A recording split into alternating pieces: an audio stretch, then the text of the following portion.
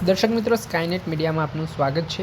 જૂનાગઢના મજવડી પાસે બંધ ટ્રક પાછળ કાર ઘૂસી જવાના કારણે 4 લોકોના કમકમાટી ભર્યા મોત નીપજ્યા હોવાની ઘટના સામે આવી છે. જૂનાગઢમાં આજે વહેલી સવારે મોટી દુર્ઘટના સામે આવ્યા બાદ તંત્રમાં ખળભળાટ મચી ગયો છે. આમ વાત કરીએ તો કારમાં સવાર 4 લોકોના મૃત્યુ નીપજ્યા છે. આ બનાસકાંઠાનો પરિવાર હતો જે અસ્થિ વિસર્જન માટે સોમનાથ જઈ રહ્યો હતો. તે દરમિયાન જૂનાગઢ હાઈવે પર જે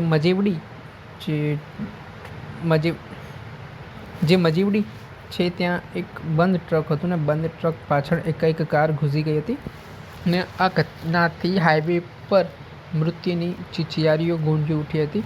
ઘટનાની જાણ લોકોને થતાં લોકોના ટોળે હાઈવે પર ઉમટી પડ્યા હતા અને તાત્કાલિક એમ્બ્યુલન્સ તેમજ પોલીસને જાણ કરવામાં આવતા એમ્બ્યુલન્સની ટીમ ઘટના સ્થળે દોડી આવી હતી.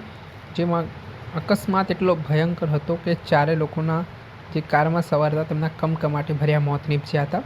ત્યાર પછી આ તમામ લોકોના મૃતદેહને પોસ્ટમોર્ટમ અર્થે જૂનાગઢની સિવિલ હોસ્પિટલ ખાતે ખસેડવામાં આવ્યો છે.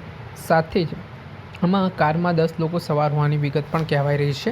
આ બાબતના સંદર્ભમાં હવે એ દિશામાં પણ તપાસ કરવામાં આવી રહી છે. બીજી તરફ જૂનાગઢની સ્થાનિક પોલીસના ઘટનાની જાણકારી મળતા તેઓ હાઈવે પર પહોંચ્યા હતા, જ્યાં આ મામલે અકસ્માત અંગે ગુનો નોંધી કઈ રીતે આખો અકસ્માતનો બનાવ બન્યો છે તેને લઈને તપાસના ધમધમાટની શરૂઆત કરી છે.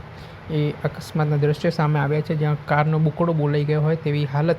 એટલે અંદાજો આપણે લગાવી શકો છો કેટલો આ ગમખ્વાર અકસ્માત હોઈ શકે છે. આ ઘટનાથી બનાસકાંઠામાં શોકનું મોજું ફરી વળ્યું છે. એક જ પરિવારના 4 લોકોના મોતથી ચકચાર મચી જવા પામી છે ને દુઃખનો માહોલ છે. હાલ જે મૃતક પરિવારજનો છે તેમના માથે આભ તૂટી પડ્યો હોય તે પ્રકારનો ઘાટ સર્જાયો છે. દર્શક મિત્રો, આવા જ અપડેટેડ વિડીયો આપના સુધી પહોંચાડતા રહીશું. એટલે તમારી સ્કાયનેટ મીડિયા જોતા રહો, લાઇક કરો અને વધુમાં વધુ શેર કરો.